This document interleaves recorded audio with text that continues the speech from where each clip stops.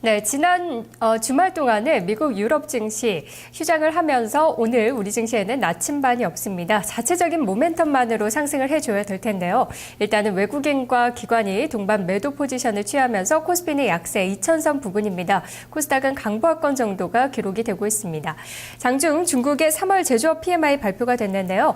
50.9로 발표됐습니다. 전월에 50.1보다는 상승을 했는데 이 전망치였던 51.2보다는 하회하는 수치였고요. 그래도 기준선인 50은 계속해서 상회하면서 이 경기 확장 국면에 있음을 나타내주긴 했습니다. 자, 이와 관련한 자세한 이야기 오늘 이슈 나올 시간에 또 계속해서 들어보시기 바랍니다. 계속해서 투자클럽 8인의 전문가는 어떠한 전략을 제시하고 있는지 확인해 보도록 하겠습니다. 최수장 전문가입니다. 눌림 영역 수출주 매수 기회로 삼아야. 서정훈 전문가 4월 정부정책 수혜주에 관심, 2030 박스권 저항. 한규수 전문가 4월 증시도 수급이 답이다. 수급주에 집중. 김형용 전문가 갭 메우기 속도 조절 후 재상승을 기대하고 있습니다.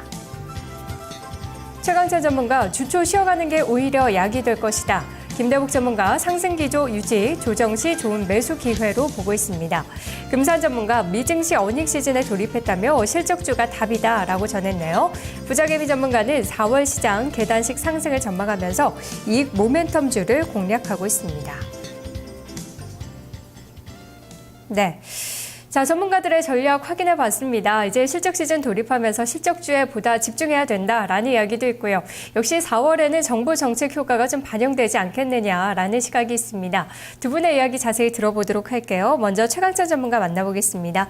안녕하세요, 전문가님. 네, 안녕하세요. 반갑습니다. 최원찬입니다. 네, 주초 쉬어가는 게 오히려 약이 될 것이다 이렇게 말씀하셨는데요. 어떤 의미인지 들어볼게요. 예, 지난 금요일부터 2010선에서는 다음 주 초 좀 눌림목 구간을 맞을 것이다라고 예고를 해드린 바가 있습니다. 지금 뭐 표면적으로는 뭐 북한하고의 뭐 긴장감이라든가 또 윈도우 드레싱 이후 기관 투자자들의 반작용성 어떤 매도 그런 것이 수급과 표면적인 재료 뭐 이런 부분들이 될 수 있겠지만 진실은 지난주 가다 이격에 따른 저항선에서의 쉬어가는 물량 소화 과정이다라는 것이 정확한 표현일 것입니다. 지난주 그 뽑아준 것이 좀 단기적으로는 좀 컸기 때문에 이 정도 쉬어가는 것은 너무나 당연한 것이다라고 생각을 해야 되고요. 화요일에서 수요일 하루나 이틀 정도는 더욱더 쉬어가야지 단기적으로 확장이 된 어떤 이격 조정 과정에서의 물량 소화를 맞을 수가 있다라고 좀 보는 것이 맞죠. 해서 하루 이틀 정도는 더 1993, 4포인트에서 2010선 내에 작은 박스권의 흐름에서의 손바뀐 과정들이 나타날 수밖에 없다라는 것으로 이해를 하시면 될 거고요. 기술적인 반락이다라고 보셔야 될 겁니다. 네, 오늘의 숨고르기는 뭐 자연스러운 과정으로 인식한다라고 말씀해 주셨는데요. 정부 정책 기대로 건설주들이 좀 오르고 있고요. 이 종목들 지금 잡아도 되는 건지 궁금하고요. 또 어떤 업종을 보고 계신지 들어볼게요. 예, 뭐 지난주에도 말씀드렸듯이 건설업종, 은행업종이 지금은 정부 정책 모멘텀의 최상위 업종이다라고 말씀을 드릴 수가 있고요. 뭐 대형주들은 뭐 삼성전자 단일 종목에 좀 집중을 해도 저는 뭐 바람직하겠다라고 말씀을 좀 드릴 수가 있죠. 건설업종이 이격이 좀 과다하다면 은행주에 대해서 긍정적인 관점을 접근하는 것도 좋고요.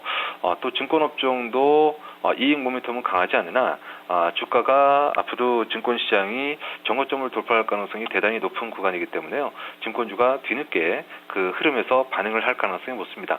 그러면 오르기 전에 차분하게 매집을 해두는 것도 바람직하다. 이렇게 말씀드릴 수 있겠네요. 네, 전문가님 말씀 고맙습니다. 고맙습니다. 지난주부터 해서 삼성전자 그리고 건설과 은행, 증권주까지 이야기해 주셨는데요. 오늘 일부 증권사에서는 증권주 같은 경우, 은행주도 같이 포함을 해서 이 4월에 금리 인하가 단행된다면 그 정부 정책의 효과가 좀 상쇄되지 않겠느냐라는 분석도 있었는데요. 일단 건설 업종에 대해서는 많이들 기대를 하고 있는 것 같습니다. 다음은 김대복 전문가 만나보겠습니다. 안녕하세요. 예, 안녕하세요. 반갑습니다. 김대복입니다. 네, 상승 기조 유지라고 보셨고요. 조정 시에 좋은 매수 기회라고 하셨는데요. 오늘 같은 날도 좀 좋은 매수 기회로 봐도 될지 특히 어떤 쪽을 보고 계신지 이야기 들어볼게요. 글쎄 뭐 정부에 대한 어떤 기대감이 굉장히 강한 시장 흐름이라고 볼 수가 있고요. 글로벌 시장에서 유출되던 외국인들이 지난 주말에는 소폭 매수가 들어왔습니다. 그만큼 이제 우리나라에 대한 어떤 가격적인 어떤 메리트가 있다고 이렇게 판단입니다. 근데 적극적인 매수는 아직까지 나오지 않는 시점이지만 지금은 신정부에 대한 어떤 정책이 오늘 발표되는 주택 정책 그 이외에도 지금 이제 추경 예산이 아직까지 확정이 안 돼 있는데 이런 것들이 나오면서 시장을 견인할 것으로 이렇게 판단합니다. 그래서 지금 지수는 1차적으로는 단기의 상승 추세각을 코스피나 코스닥 모두 가지고 있고 특히 코스닥은 또 신고가를 오늘 갱신하고 조정하는 흐름이기 때문에 이번 흐름은 동반 상승해서 쭉 같이 올라가기 어렵겠지만 서로 시속 게임을 하면서 올라가는 장이다 이렇게 보겠고 종합주가지수는 지금 현재 2000선을 하향하는 자리가 저는 뭐 좋은 매수의 기회의 자리다 이렇게 보겠고요. 코스피, 코스닥 같은 경우도 553 정도에서는 재매수 관점을 유지하는 어떤 전략이 좋겠다 이렇게 보겠습니다. 네, 종목들 이야기 좀 들어볼게요. 어떤 종목 보세요? 지금은 시장 흐름은 이제 정책하고 연관이 돼 있는 그 건설주 같은 경우가 대장 성격을 가지고 있다고 이렇게 판단이 합니다. 그래서 건설주가 단기적으로는 재료가 나오게 되면 그때는 이익 실현의 매물들이 나오겠지만 재료가 나오기 전까지는 기대감이 계속 건설주 쪽으로 남아있고 그 건설주 쪽에서는 1차적으로는 현대산업, 2차적으로는 GS건설이 주력이라고 이렇게 생각이 되고 중국의 어떤 PMI 지수가 나왔을 때 과연 소재 섹터들이 강하게 올라올 거냐 아니면 지금 PMI 지수가 좀 약하게 나와서 전적으로 밀 수도 있는 어떤 이런 상황인데 그래 밀다 하더라도 지금 현재 화학주들 같은 경우는 연중 최저치의 어떤 시장 흐름이니까 이런 쪽에는 가격적인 메리트 그러니까 기술적인 반등은 자연스럽게 그걸로 인해서 만약에 추가적인 하락이 나온다면 저점 매수하는 어떤 전략이 좋겠고요. 기존의 트렌드를 가지고 있는 삼성전자의 경우에는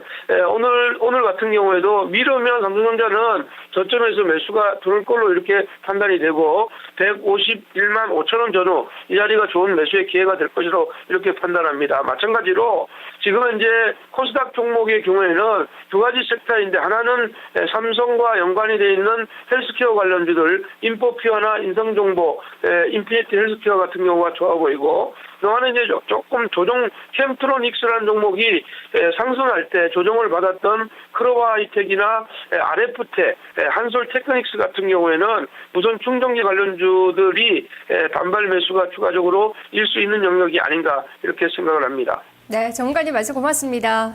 예, 고맙습니다. 김대복 전문가 역시도 삼성전자 이야기 빼놓지 않네요. 그리고 중국의 PMI 지수가 좀 좋게 나왔으면 화학주들 더 힘을 받았을 것 같은데 힘이 좀 약합니다. LG화학 같은 경우가 0.3%, 금호소유가 1.4% 정도 오르고 있는데요.